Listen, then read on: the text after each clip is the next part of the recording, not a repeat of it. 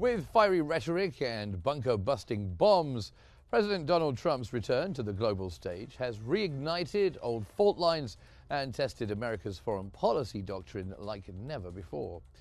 In a single weekend, the world witnessed Operation Midnight Hammer, a sweeping US-led strike on Iran's nuclear facilities, executed with Israeli coordination and followed by an uneasy ceasefire. But what lies beneath this show of strength? Has Trump truly delivered on his vision of swift, decisive military action without dragging America into a new, endless war? Or are we witnessing the return of the very entanglements he once vowed to end?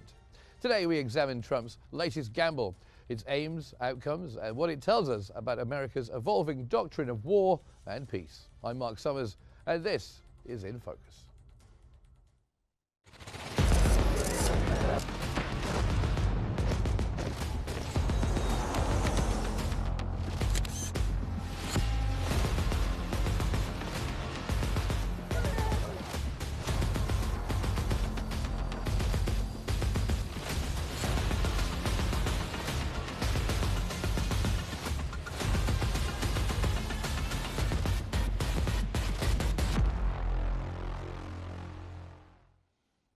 Welcome to the program. The Economist's analysis draws a sharp contrast between Trump's long-standing belief in bold unilateral action and the reality of complex geopolitics. While the strikes on Iran's nuclear sites were described as decisive, experts warn the operation may have delivered only a temporary setback. Trump's framing of the assault as a personal triumph obscures the unresolved tensions beneath the surface, from Iran's ideological resolve to Israel's strategic calculus. The article also just suggests the military operation, though spectacular, reinforced Trump's pattern of chasing symbolic victories rather than addressing root causes.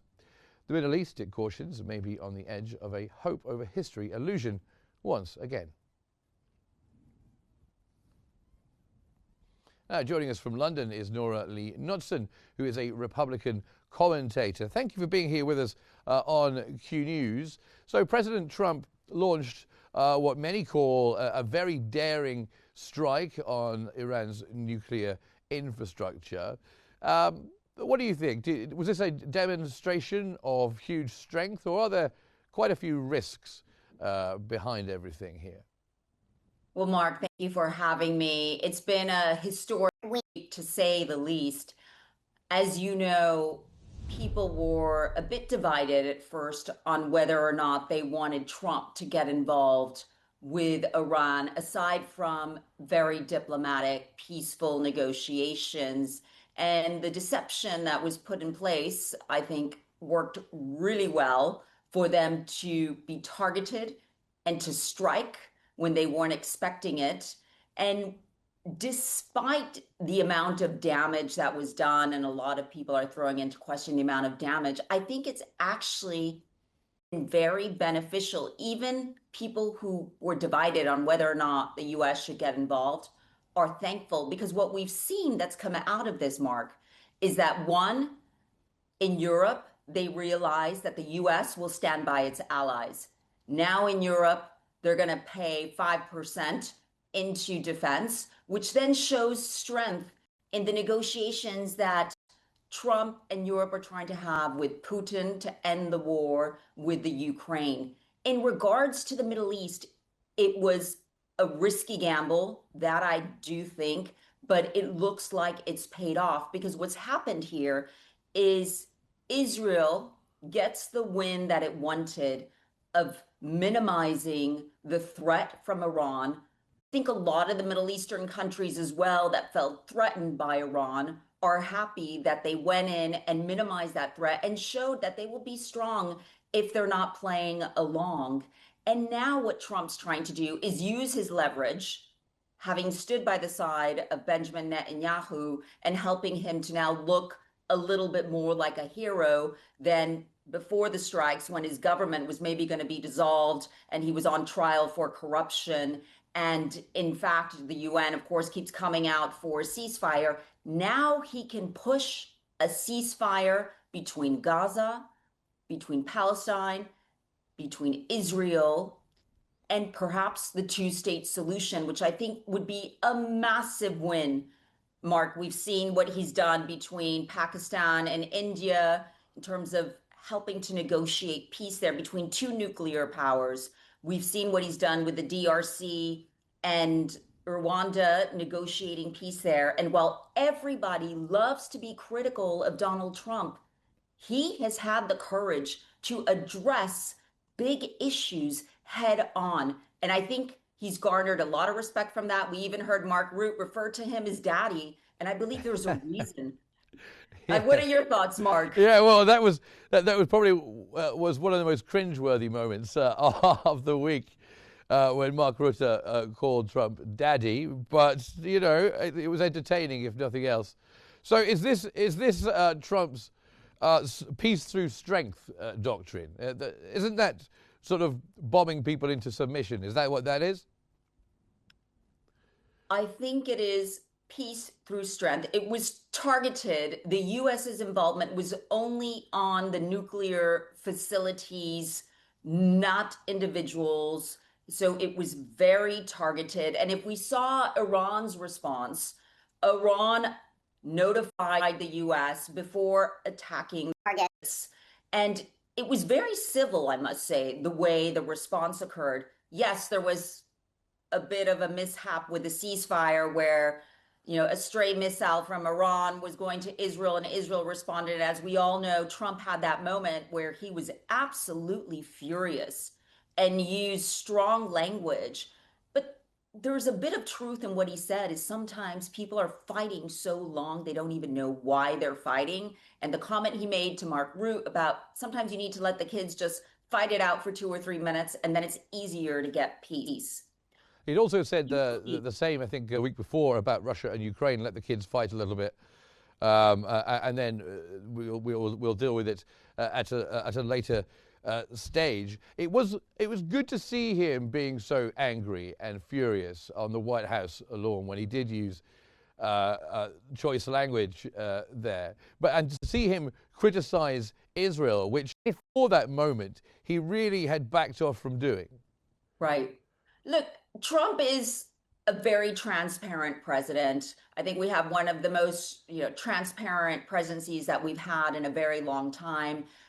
He says what he's going to do. He does it, except, of course, for these covert operations with Iran. But he's on point. His mission was peace. That was key to his platform. As we know, he wants the Nobel Peace Prize. He's been nominated for the Nobel Peace Prize as well.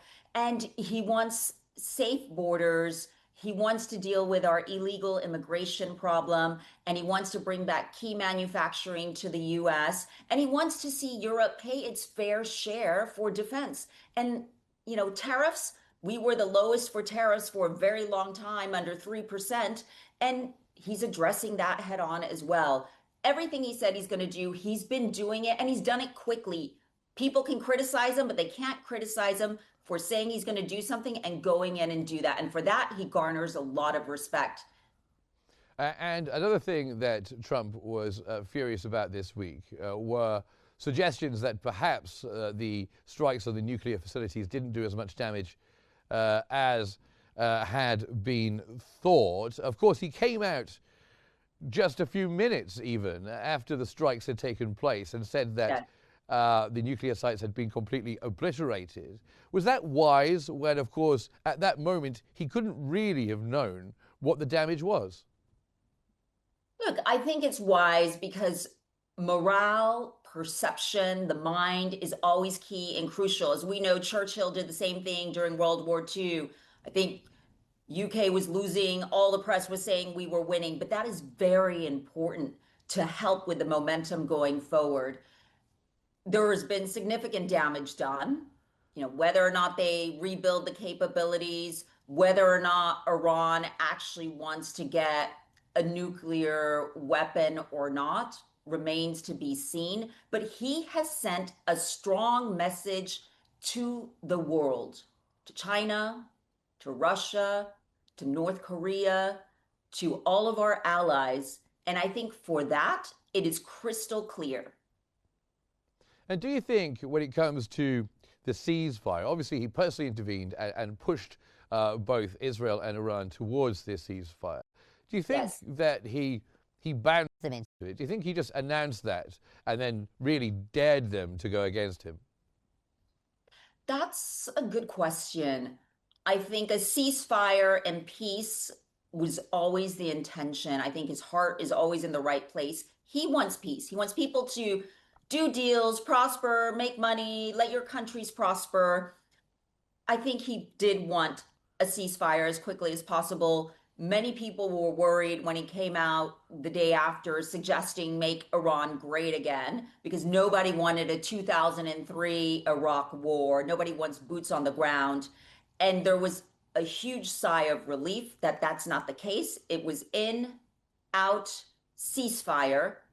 And then now let's see the leverage that he has and how he can get Netanyahu to agree to real, enduring, lasting peace for the Palestinian people and for Israelis, and to truly transform the future of the Middle East, and then help to normalize relationships among Middle Eastern countries and Israel, which is what Israel would like.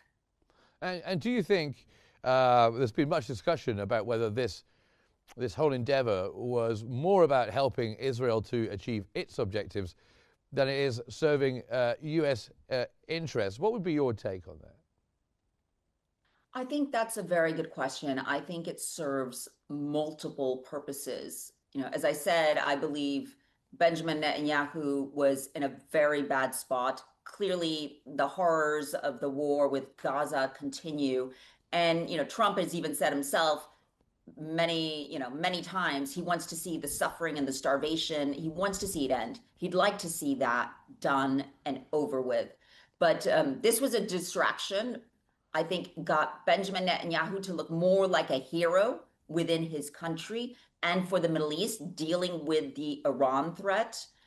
Trump, he serves the multifold purpose of, one, getting leverage on Israel to be able to get a ceasefire negotiated, two, sending the message to the world that the U.S. is strong and the U.S. will not mess about.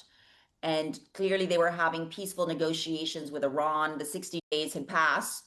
So Trump clearly thought it was within his rights to be able to attack since they weren't being serious about negotiating. And it sends a strong message to Russia about let's come to the table and let's get a peace deal in place. So I think there are multiple purposes, and I am positive that this is actually going to be helpful for everybody in the long run. Okay, well, just stay with me for a moment. We're going to come Yes. back and talk some more. Noreen Knudsen is with us here.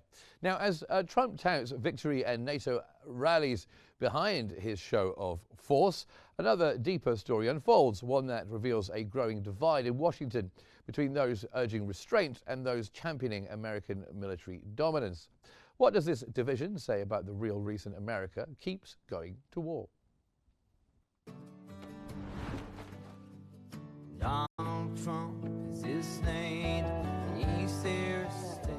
As unlikely, impossible is now reality. We will make America powerful. We will win, win, win.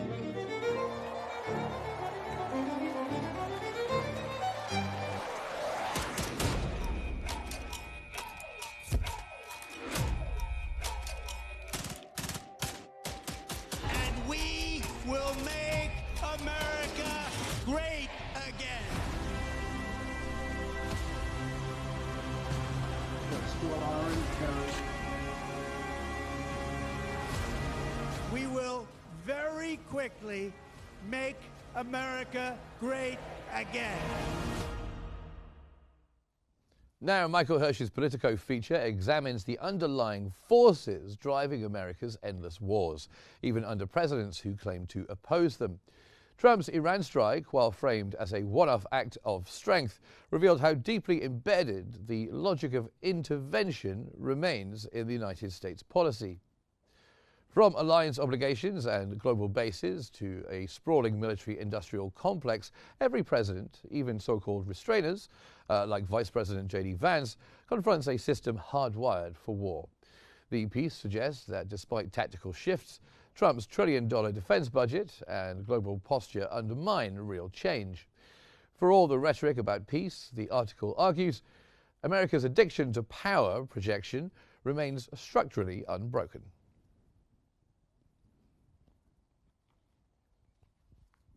Now, still with us is Nora Lee Knudsen, who is a Republican commentator joining us from London. Thanks for staying with us. Trump's critics argue that the recent strike on Iran proves that even a so-called America First president can't resist that lure of military force. Do you see this consistent with the Trump doctrine? This necessary show of leadership, or is it a betrayal of those who called for restraint? I think it's a very important question. And as we know, Trump, no new wars, no forever wars. It must be noted, we are not in a war right now with anybody. There is no forever war going on right now.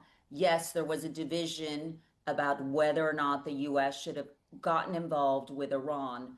But if you're trying to negotiate on their nuclear capabilities and why Iran was continuing to enrich uranium, and your deadline has expired, well, you can't have these deadlines and there's no consequence. So I can see the point that it was an opportunity that had arisen, and Trump wanted to show strength to help with all the other negotiations towards peace that he's doing.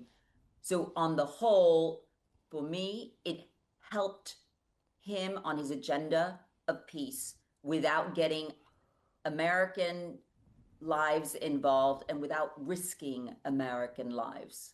Yes, it was on a much smaller scale, wasn't it? But as a Republican, how do you, where do you fall for a start? How do you interpret the divide within the GOP today, the grand old party, the Republican Party? We know Steve Bannon, Tucker Carlson were against it. I'll be honest, myself as well. I was against it because I was worried about the allure of wanting regime change and that the U.S. might get tipped into helping Iran change. The U.S. has obviously done that in the past. And I had a sigh of relief that that was not the case. So I think Trump is staying true to his platform, staying focused on the peace, being strong, and making sure America is respected on the global stage. Now, some polls are now showing a Republican overwhelming support for the strike on Iran. Yes. Is that because it was such a short intervention that was just basically a few hours and then a ceasefire the next day? Had it gone on, that would have been a different story, would it not? No, you're absolutely right. Had it gone on, that would have been an absolutely different story. There would have been a lot of division, a lot of fighting. But this has actually strengthened Trump. The magnificent result he had from it, the fact that it was quick, the fact that he got the ceasefire quickly, the fact that he was strong when they started to fight again and broke the ceasefire and then reverted back to the ceasefire. It shows that he's in control. I'm afraid I'm just going to have to interrupt you there because we're going across to a live press conference. I apologize for that, Nora.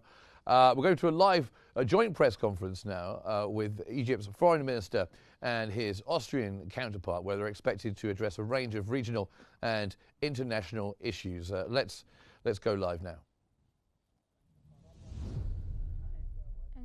Social and economic comprehensive approach, there was consensus of vision between us, and we are getting ready to sign more than 10 agreements between us and Austria in the near future to cover the fields of cooperation We have also discussed giving qualified Egyptian labor to Austria, especially that Austria have a distinguished experience in the field of technical training and vocational training, and we want to leverage the Austrian accumulated expertise in the field of vocational training and technical education based on the principle of mutual interest. We worked on qualifying a large number of labor.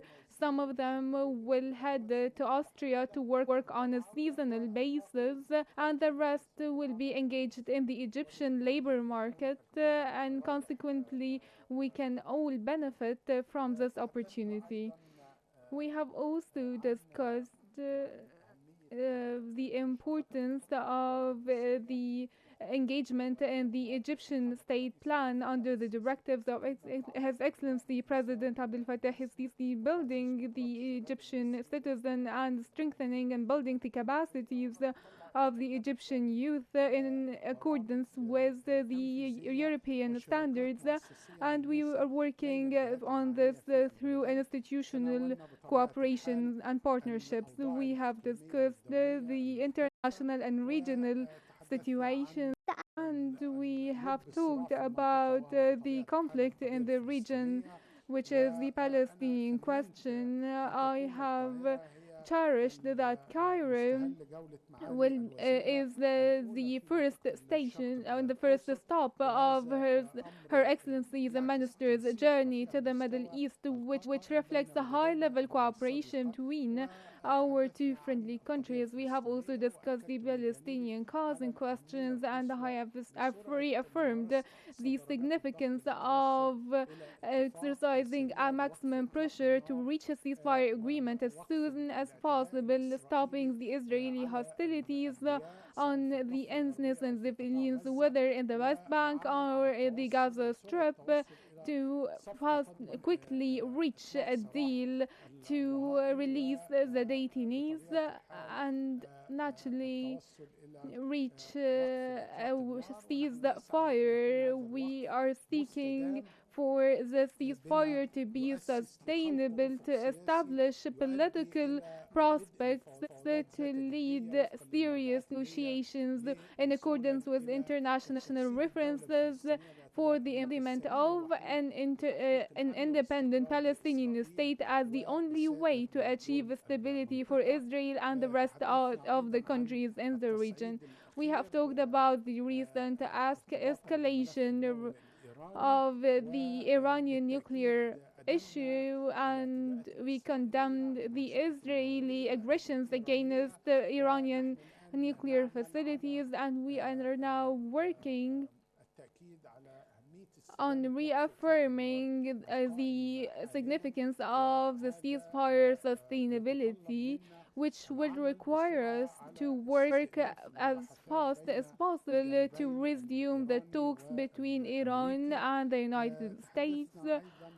We have tackled the common interest linking our both friendly countries regarding the political and diplomatic solutions for crises, and that there are no military solutions for any crisis. We share the same vision. The military solution will only lead to further escalation and to create a state of instability. We also stressed the importance of unhindered humanitarian aid and medical aid access to the Gaza Strip, because the systematic starvation carried out by Israel is a violation to the simplest of the international law and humanitarian international law principles. I've also tackled the Arab Action Plan for Early Recovery and Reconstructions, and I have briefed Her Excellency the Minister that Egypt is working for a ceasefire in Gaza, and once it's done, we will initiate to coordinate with the United Nations and the World Bank and all international actors to hold the International Cairo Conference for Early Recovery and Reconstruction to carry out the Arab Islamic Action Plan and to uh, maintain the Gazan populations on their lands and to reject all the displacement schemes. We've also discussed the recognition path, and I affirmed the significance of more states recognizing the Palestinian state to send a strong message to the Palestinian people that the international community is standing by your side. I've talked about several issues, especially the Red Sea and the navigation there. We have talked about the African continent, the Libyan and Sudanese crises, and the African Horn.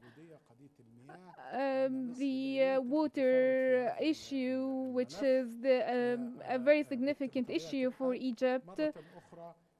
Once again, I would like to welcome you, Your Excellency, the Minister, to Egypt, and I would like to stress the importance of ongoing coordination and collaboration on a periodic basis, and we cherish the Austrian role in supporting Egypt, the European Union, and the supporting Austrian role to agree on the second segment of the financial package approved by the European Union to Egypt with total of 4 billion euros, and we hope these money are transferred as soon as possible to face the current challenges due to the halt of the navigation in the Suez Canal due to the Ukrainian-Russian crisis and its implications on the food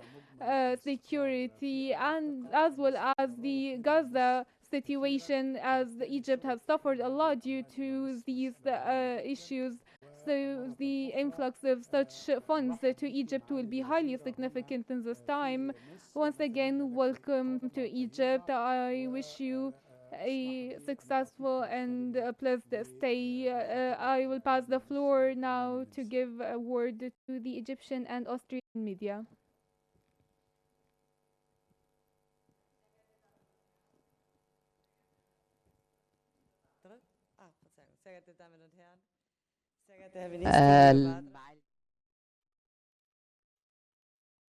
جزيلا على هذه Much for your generosity. This is my first visit to Egypt as the foreign minister of Austria. So it's a visit to friends. So allow me to extend my gratitude for the warm reception. Egypt, for us in Austria, is one of the most important partners, and at the meantime, it's our gateway to the entire region of the Middle East and Arab world. And that's why Egypt is like a main pillar for the stability of the entire region. And that's why I would like to express my deepest gratitude and pleasure to signing the Memorandum of Understanding on joint political coordination, which is a very important step to have ongoing regular coordination regarding political issues. Egypt also is the second destination for to imports and exports in Africa. We depend on economic growth, and we see a lot of common goals between our two friendly countries in the field of renewable energy and water treatment, and of course in the field of transport. That's why I am very glad to deepen these collaborations, and I would like to work on further agreements and to define the projects that would achieve the best interests for both of our countries. There's also the issue of immigration. As we cooperate with Egypt a lot in this regard, we provide a lot of uh, potential for legal immigration, for qualified trained labor to head to Austria for further training and to work on Austrian companies. We consider a lot of projects in this regard, and there we also talked about the Palestinian-Israeli conflict, once again going to the idea of illegal immigration. It's a common challenge for both countries, and we value cooperation with Egypt because you provide a lot when it comes to receiving a lot of refugees and immigrants, and that's why Egypt is commendable in this framework, and we are happy to collaborate further when it comes to legal immigration projects. The roots of this crisis, illegal immigration, must be fought by establishing stability in the region.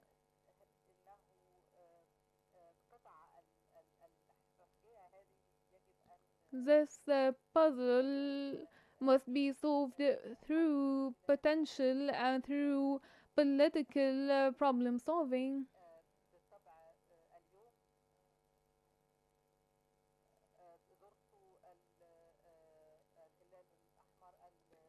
Today I visited the Red Crescent Association in Egypt, and we approved 3 million euro aid to the association to be admitted into Gaza. It's a support to Gaza, and we should provide real live opportunities and not only humanitarian aid. We need to provide the solutions to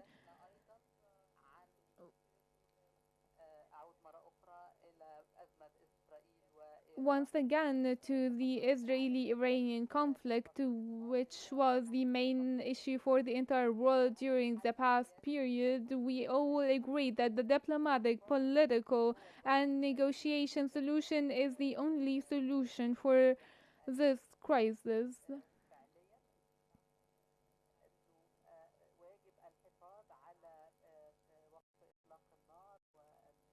The ceasefire must be maintained and to pave the way for diplomatic and political negotiation.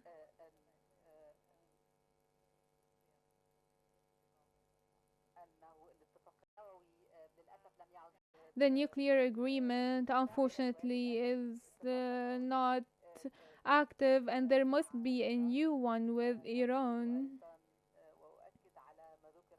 I would like also to stress what has been mentioned earlier, that giving an unhindered humanitarian aid access to Gaza is indispensable. The political and diplomatic talks are important to reach a ceasefire in this vital region.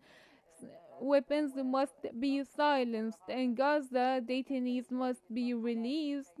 This phase has to end to move to the next stage, and it's evident for us in the European Union, not only on Austria. I am here also speaking on behalf of the European Union, that giving an unhindered humanitarian aid access is highly significant. We talked about the trucks stuffed before the crossings. These aids need to reach the ones deserving them. This is very important for the European Union as well. Of course, I would like to thank you for the Egyptian efforts when it comes to the Arab Islamic plans for Gaza early recovery. We support the solution, a establishing a Palestinian state through a political path and to give Gaza for the Palestinians a Palestinian city. This is the only solution and the only pathway for stability and security in the region and to be the pillar of prosperity in the future. And I think we all agree on this. Egypt is an essential partner for us and an indispensable partner. I am happy to celebrate these years of cooperation with Egypt. Thank you so much for the warm hospitality once again, and we hope to see you soon in Vienna. Now we open the floor for questions. Ms. Bess and Mustafa. Good evening. My question is Dr. Badr, is for Dr. Badr. Your Excellency, in the light of the President's statement regarding reaching a ceasefire during the upcoming week, how do you see this, especially when the Israeli occupation keeps targeting civilians even when they are after aid? Thank you very much. Of course, we look forward to intensify efforts to reach a fast ceasefire to stop the bloodshed of the Palestinian people. Now, the martyrs have exceeded 56,000 martyrs. 70% of them are women and children. So unfortunately now it's only killing for the sake of killing and crimes being committed under the hearing and seeing of the international community.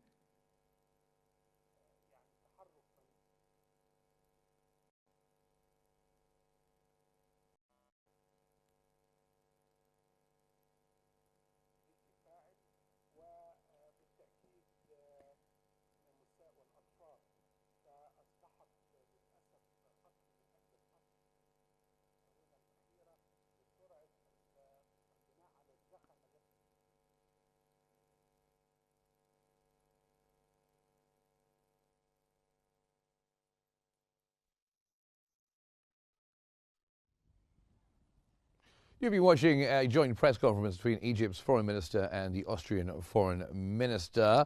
The Austrian foreign minister there, you could hear her saying that she thought Egypt is one of the most important partners for Austria, a gateway to the region and a main pillar of stability in the region as well, and commended Egypt for taking on so many refugees.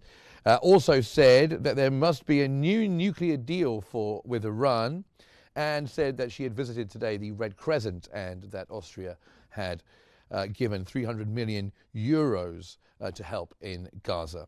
The foreign minister of Egypt, Badr Abdel Ati, for his part, was saying that there must be maximum pressure to get a ceasefire in Gaza, and that the Palestinian cause is very important, and that of the people of the West Bank as well. And a deal must be reached and to establish a political prospect for a Palestinian state. That's a live press conference of the Austrian and Egyptian foreign ministers. Now, I must just thank my guest from earlier in the program, who we had to leave so suddenly, Nora Lee Knotson, who is a Republican commentator. But thank you very much for joining us here on the program tonight and staying with us. Good night.